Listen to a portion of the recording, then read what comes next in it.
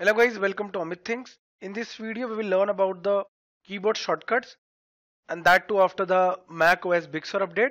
So the Big Sur update released and we have updated our system, our Mac system.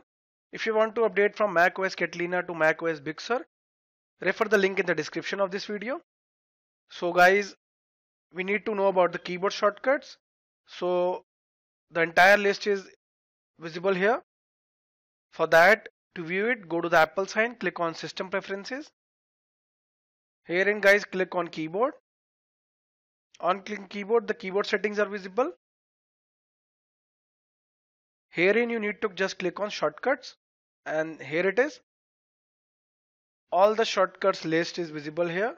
That is using the keyboard